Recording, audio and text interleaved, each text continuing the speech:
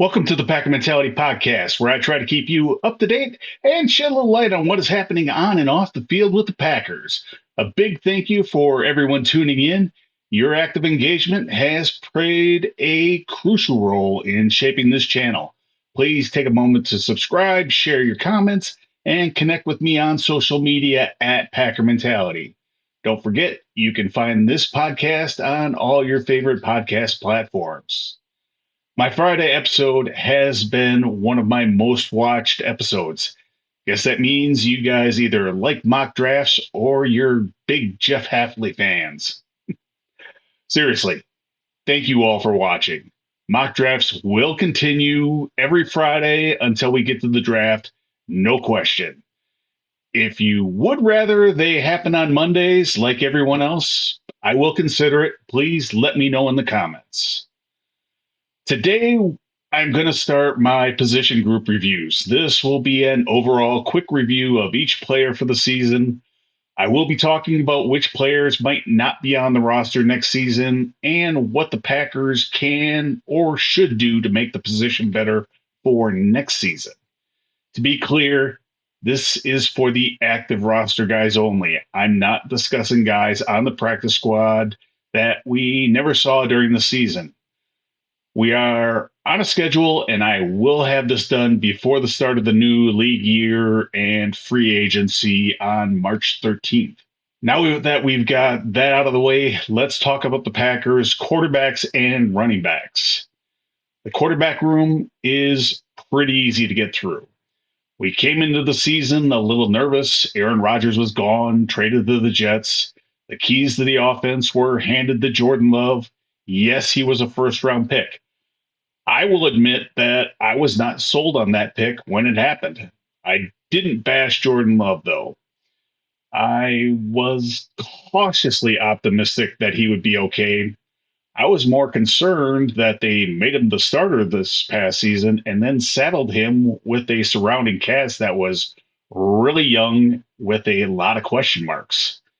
And for the first half of the season, it was a lot of up and down, inconsistent play and production. And then around week 9, it started to turn around. Instead of rehashing each game, I went to my archives and got my own reactions after the games. These are in order from the beginning of the season, not every game, but most of them. And I even put it up with some video I took when I went to the home opener against the Saints. Jordan Love did not get frustrated after the slow start. Did not get frustrated that, you know, it was a little bit of a learning curve for some of his receivers and tight ends. I'm seeing what I need to see from Jordan Love once again. It was 3/4 of frustration and 1/4 of the Jordan Love show. He put the team on his shoulders and he made the plays to win the game. He looked uncomfortable running this offense. He's been handcuffed by bad offensive line, bad running game. He's been much better in the second half when his teammates actually start doing their jobs. Was Jordan Love perfect in this game? No. He made plenty of mistakes, missed throws, had guys open and didn't throw it. Passing game looks so much better today. Jordan Love still threw 4 or 5 wow throws that were just dimes. A big game from Jordan for the third week in a row. He continues to show growth. Love's ability to make crucial throws under pressure was critical in this game. He was great. Did everything you want your franchise quarterback to do. Made big throws. Jordan Love looked like he was taking his final exam and he had the answer key in front of him. Jordan Love balled out. Jordan Love, welcome to the playoffs. This moment was not too big for him. You could see the improvement, learning from his mistakes and the progression in his game. And Matt LaFleur seemed to figure out how this offense works best with Jordan Love at quarterback as the season went on. Facing teams for the second time after losing to them the first go round, Jordan Love owned those teams. And for the record, I look forward to him getting another shot at the 49ers for exactly that reason. And they do play them during the regular season in 2024. Jordan Love will get a long-term extension. He had a winning record this past year, and he got his first playoff win. Great numbers, 32 touchdowns and 11 interceptions in the regular season. He's our guy. He's earned it. Quarterback 2 was Sean Clifford. Clifford played in just 2 games during the regular season. Wasn't asked to do too much, just mop up time and kneel downs. His final stats for the year: 1 pass, 1 completion for 37 yards, and a nice, healthy 118 rating. No complaints about Sean Clifford, and I really liked what I saw from him during the preseason. Looking into next season, expect Jordan Love to get his extension.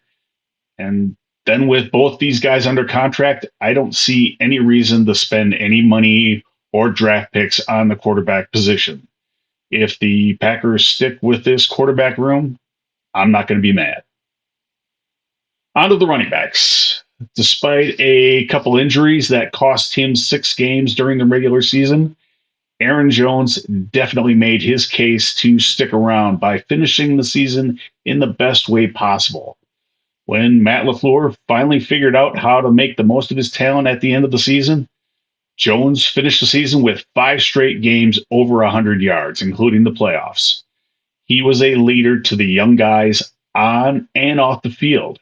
You could not ask for a better player, teammate, leader, person to have on your team. The Packers must figure out his contract and bring him back for 2024. A.J. Dillon was forced into the lead role for big chunks of the season, whether it was offensive line issues or something else. He struggled for the first half of the season. He did play much better down the stretch, but he will be a free agent. And I think there's a good chance he's played his last game in a Packers uniform. I'm not rooting for that. I do like A.J. Dillon as a person, but that's the way it is. Emmanuel Wilson is a exclusive rights free agent, and good chance he'll be back next season. Patrick Taylor is just a regular free agent. I don't think he'll be back next year. The Packers' longest run in 2023 was only 40 yards by A.J. Dillon. That is just not good enough. Green Bay needs to find a running back with home run speed.